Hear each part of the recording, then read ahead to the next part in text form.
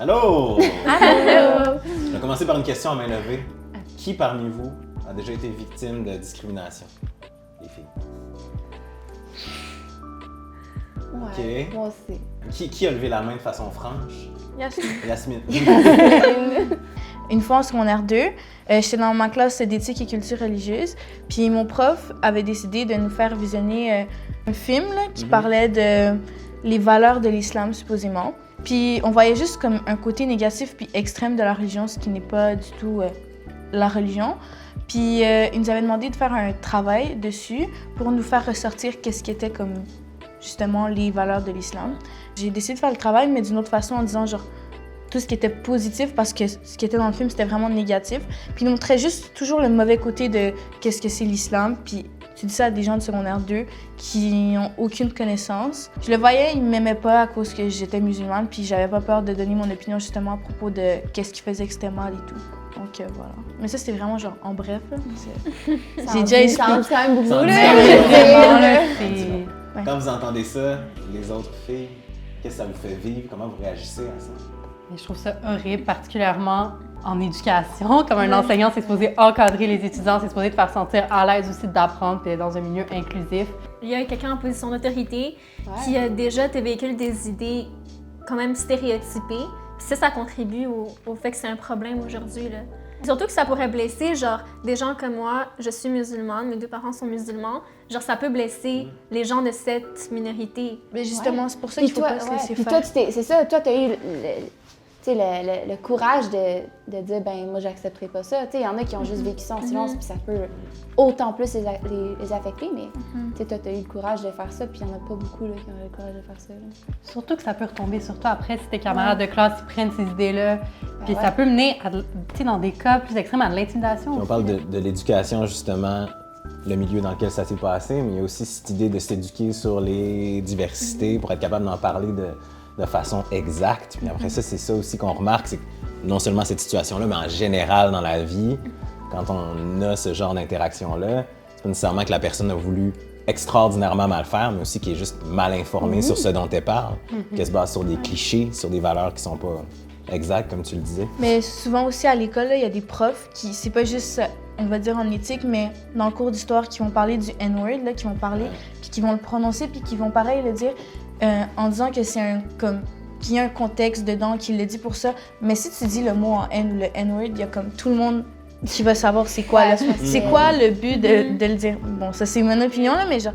Tu sais, j'ai jamais vécu de discrimination au sens où j'ai jamais été exclue, à moins que je le sache pas, là, mais de savoir parce que j'avais d'autres origines, etc. Sauf que j'ai déjà vécu de beaucoup ah, t'as la peau foncée, tu viens d'où? T'es né où, toi? C'est quoi tes origines?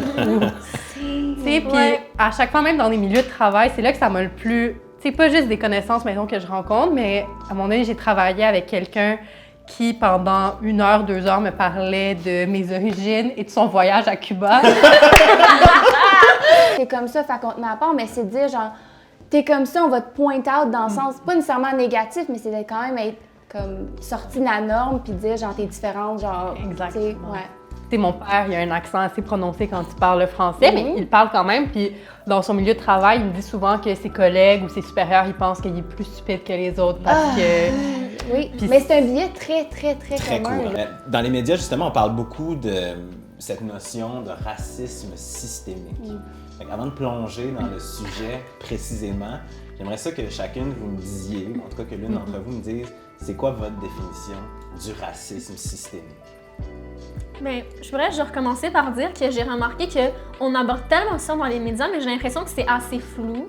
Et genre d'une source à l'autre, genre ça veut pas exactement dire la même chose.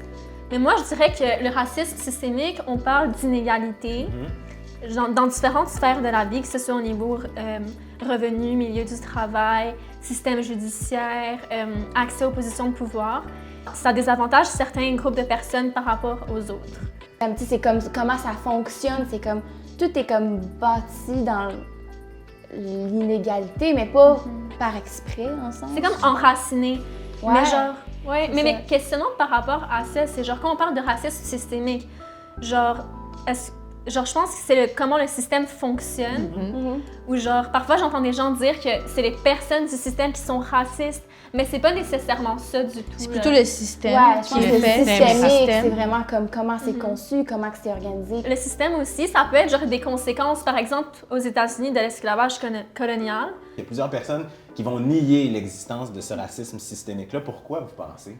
Je pense pas qu'ils disent comme genre, les minorités disent toutes des menteries. Je pense pas que c'est nécessairement comme un acte de violence, tu sais, en tant que tel, mais je pense qu'il y en a sérieusement qui ne comprennent pas ce que ça veut dire. Ceux qui le subissent au quotidien, qui peuvent vraiment comprendre genre les effets de ça, alors que ceux qui ne le subissent pas au quotidien, mais c'est facile pour eux de banaliser la situation. Mais il y a aussi un manque d'éducation sur le sujet.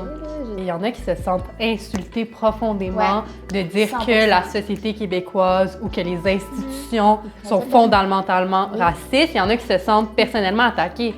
Mais c'est pas ça qu'on veut dire. Puis je pense que c'est ça qui fait une barrière. Puis après ça, ils veulent pas aller plus loin. Le Québec, c'est quand même vu comme une société où l'égalité, les libertés, puis les droits de la personne, c'est vraiment important, puis c'est vrai. Mais cependant, genre, c'est plus facile de croire que le monde est parfait que d'admettre qu'il y a encore des progrès à faire. Je trouve qu'au Québec, on dit beaucoup que c'est vraiment genre liberté, puis que comme tu peux pratiquer ce que tu veux comme religion Moi, et je tout. vois pas. Mais non. Moi, je suis tellement pas d'accord. Je Mais c'est sûr. Les Québécois ont une peur aussi, mettons, du Canada anglais. Une peur de se faire aliéner, de perdre la langue, de perdre la culture. Fait que je crois que ils remettent ces pensées-là dans des débats qui leur appartiennent pas nécessairement. Pour que ça change réellement la situation, il faut que tous les systèmes puis toutes les institutions soient brisées puis remises. Puis ça peut faire peur, pas parce que je veux pas que ça se passe, mais parce que c'est des gros changements. Il faut qu'on soit prêt comme société à les faire puis à tous embarquer là-dedans ensemble. Les systèmes, c'est des gros bateaux, puis ça tourne pas vite, puis tu sais, t'essayes bien de tourner, mais tu sais, ça marche pas, tu sais, c'est des gros changements. Parlons de solution. Pour vous, les ou la solution simple? Je savais que la solution simple au racisme. On règle ça ici. On sort de la pièce. Il n'y a plus de racisme systémique, c'est correct. OK. Mais parmi vos pistes de solution, à vous, quand vous réfléchissez à ces enjeux-là, il y a quoi? La solution en or, selon moi, c'est l'éducation. C'est cliché, L'éducation, c'est cliché, mais l'éducation a le pouvoir de changer le monde. Inviter les gens qui sont victimes de racisme systémique ou de racisme en général à partager leur expérience, juste un peu comme maintenant, ouvrir la porte à la conversation, pas avoir peur d'avoir cette conversation. Quand tu vis dans un environnement qui est diversifié puis qui est multiculturel, c'est là l'éducation. Je sens qu'il y a beaucoup de segmentation quand même dans cette conversation-là. Tu sais, là, on abandonne que les vieux comprennent cette conversation-là. Dans notre génération. Là, comment on fait pour que tout ce monde-là se parle puis se comprenne? Mais c'est important de les provoquer, ces discussions-là, même si elles sont difficiles. Provoquer les gens qui pensent différemment aussi. Oui, exactement. De ne pas leur dire, se dire, OK, ben ils vont rester dans ces pensées-là. Tu leur parles, tu leur dis, t'essayes qu'il y ait une discussion puis un échange d'idées. S'il n'y en a pas, ben tu continues d'essayer jusqu'à ce que ça marche. Puis pas trop s'en mettre non plus sur les épaules. Je crois que c'est pas aux personnes racisées de faire tout le travail non plus. Je pense qu'en tant que femme, il y a comme cette comme façon de vouloir plaire aux gens. Moi, je reprends pas les gens. Je leur dis pas que ça me rend mal à l'aise. Je veux qu'ils, tu sais, sens-toi bien, je me sentir bien. Tu sais, c'est un peu, tu sais, ça a été comme inculqué dans mon genre, vraiment. Genre, je veux pas les mettre mal à l'aise, mais en même temps, c'est comme, à un moment donné, c'est ça. Nous aussi, il faut dire, OK, c'est assez, tu sais. Genre, ça a l'air énorme en tant que société. On dit que c'est enraciné dans le système. Mais si, genre, chaque individu fait un effort d'avoir ces conversations difficiles-là, ben, je pense que là, c'est une certaine partie du combat qui est achevée. Peut-être pas tout le combat, ça, j'en suis consciente. Non, mais la solution, honnêtement, pour conclure, elle commence avec des conversations comme ça. Puis tu disais, bon, les gens issus de la diversité sont pas dans l'obligation d'être les porteurs de cette éducation-là, mais la réalité, c'est cool. S'ils le font pas, c'est qui va le faire? Exactement. C'est un peu ça. Aglaé? Oui. Yasmine? Myriam? Lélia? Oui. Merci. Merci. Merci à toi. La solution, elle commence ici.